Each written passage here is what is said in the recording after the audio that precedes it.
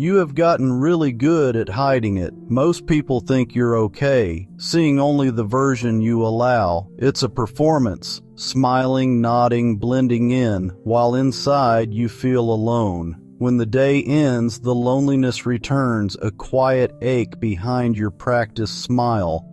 So you keep showing up, keep smiling, and keep hiding the truth. The loneliest people often look the strongest. They're the pillars others lean on, always reliable, always composed. But what others don't see is the quiet ache within, the cost of that strength. Even in a crowd, you can feel utterly alone, like you're on the other side of an invisible wall. So you retreat, hiding the ache, looking strong on the outside while quietly fading within. The feeling of being unseen is a quiet, creeping kind of cold. You exist in spaces where others see your form, but not your soul. In the silence of an empty house, loneliness becomes a persistent companion, an echo in the empty room of your heart. The world moves on outside, but you remain, waiting for someone to truly see you.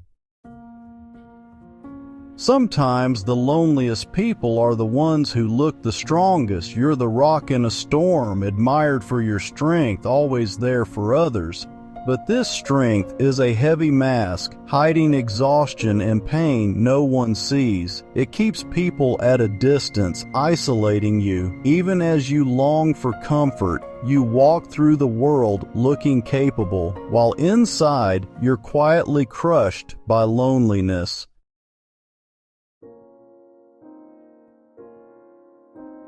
This deep emotional disconnection is a profound kind of poverty.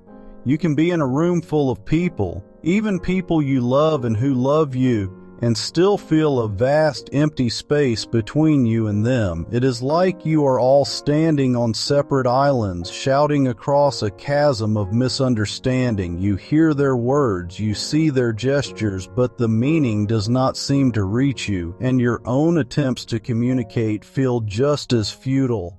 You long to build a bridge, a way to cross the divide and feel the warmth of true, soul-deep connection, but you do not have the right materials. This struggle to open up is not for a lack of trying. You want to be known. There is a primal ache within you to be understood, to have someone look at you and see past the surface-level performance. You rehearse conversations in your head, imagining what it would be like to finally say, "I'm not okay. I feel lost. I am so terribly lonely."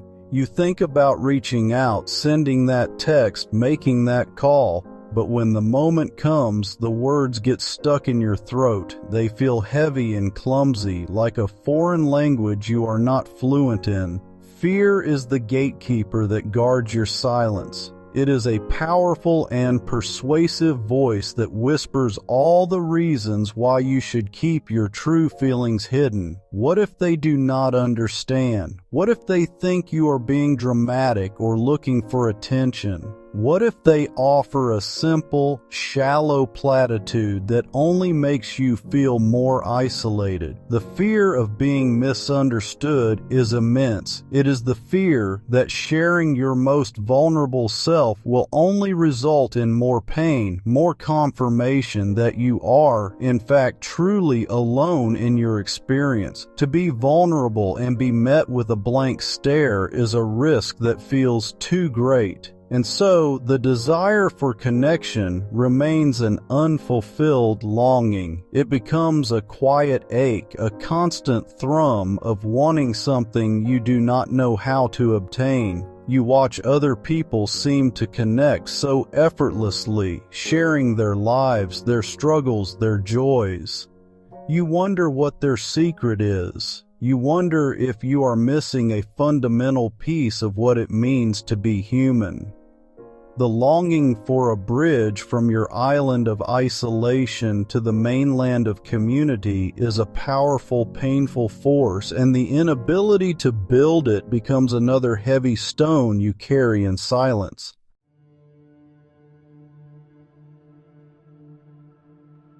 Hiding your loneliness can make you feel like a stranger in your own life.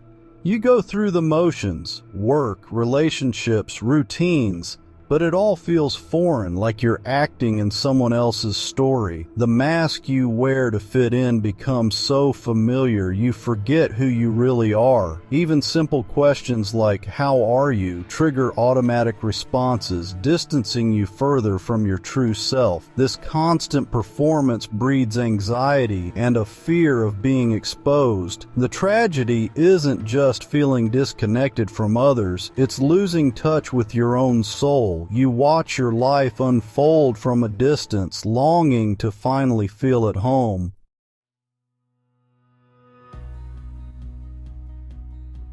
In loneliness, it's easy to believe God is far away, but Scripture says the opposite.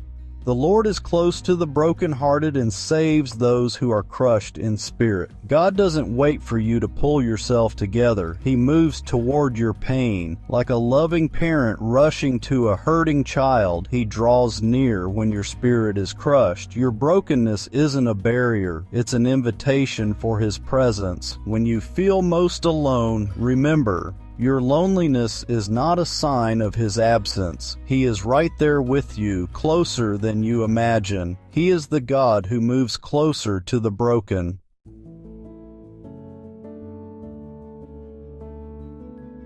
People will let you down, friends drift, family misunderstands, connections fade. These wounds teach us to build walls, to rely only on ourselves, but God's promise is different. He will never leave you nor forsake you. His presence isn't based on feelings or circumstances. It's a constant, unbreakable truth. Even when you feel abandoned, you are not alone. Your pain is real, but it doesn't define God's commitment to you. He is the anchor in your loneliness, the one who remains when all else falls away. His promise stands firm even when your faith feels weak.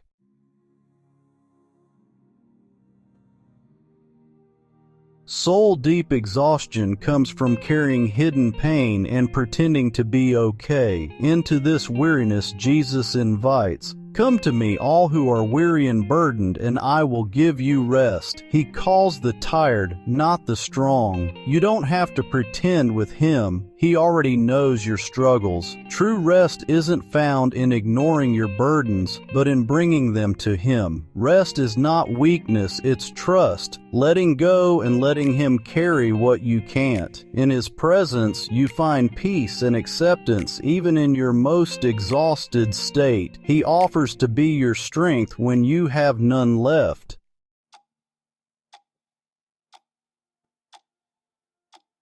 Loneliness can make you feel invisible, as if no one sees the real you, but God sees beyond the mask. He notices every silent tear, every hidden hope. People look at the outward appearance, but the Lord looks at the heart.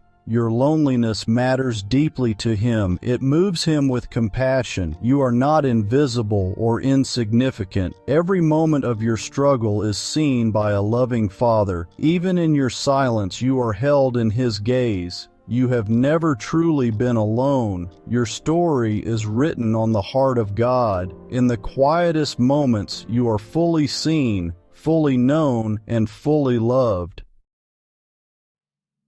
There is a quiet, persistent fear that lives in the heart of the lonely, the fear of being a burden. You want to connect, but the thought of sharing your struggles feels like standing on a cliff's edge. You worry others will turn away or see you as too much to handle. So you hold it all in, protecting them and yourself while the cycle of loneliness quietly continues.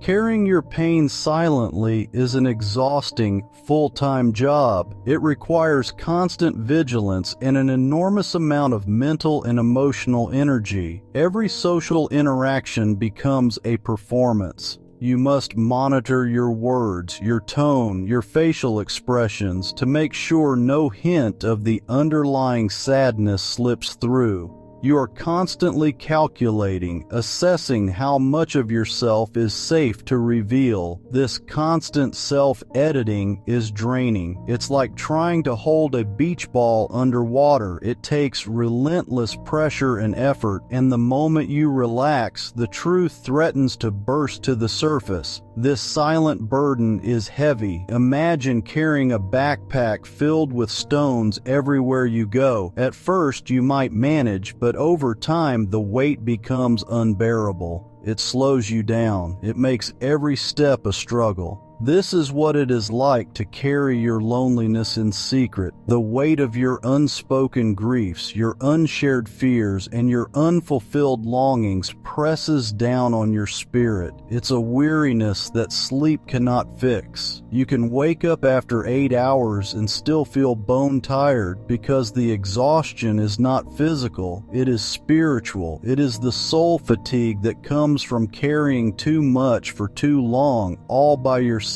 This constant effort to appear okay leaves you feeling hollowed out. There's little energy left for joy, for creativity, or for genuine connection. Your emotional resources are so depleted by the act of hiding that you have nothing left to invest in the things that could actually heal you. You might decline invitations not because you do not want to go, but because you simply do not have the energy to put on the mask. This can be misinterpreted by others as you being distant or uninterested, which only deepens your isolation. You are caught in a tragic paradox. The very thing you are doing to maintain your relationships is slowly eroding your ability to participate in them. And so you keep going, running on fumes. You get through the day, you fulfill your obligations, you say all the right things, but on the inside, you feel like you are fading.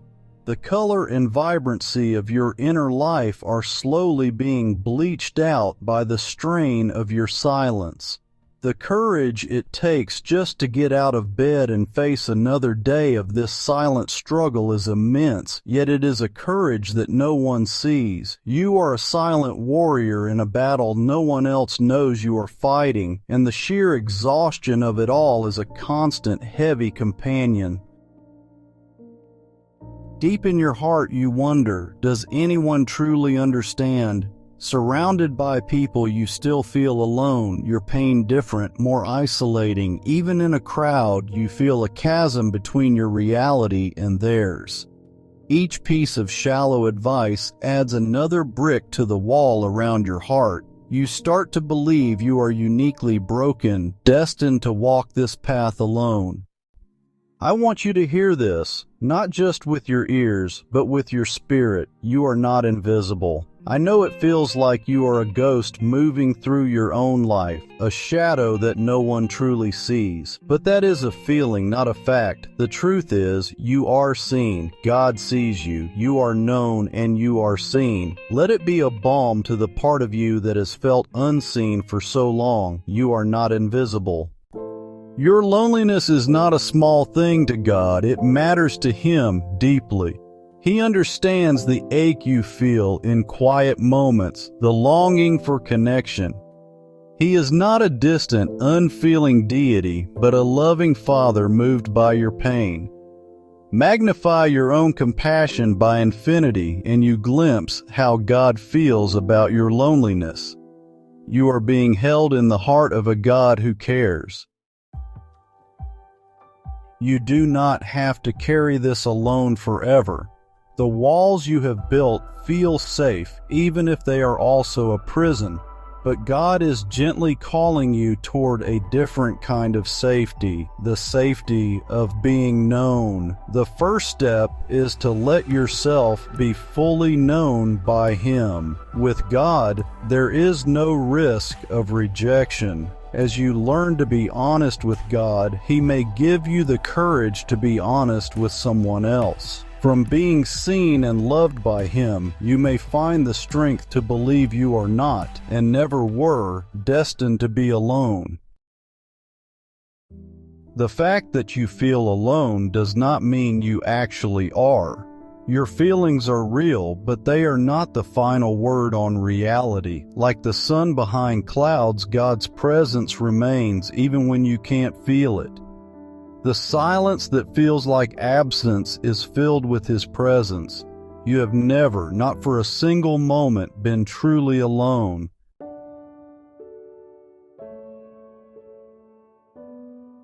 Even the longest night eventually gives way to the dawn. The light may come slowly, just a faint shift on the horizon, but it does come.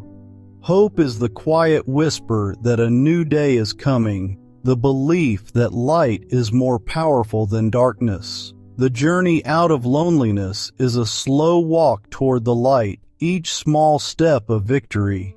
May you find rest tonight, knowing you are seen, known, and deeply loved because grace still speaks.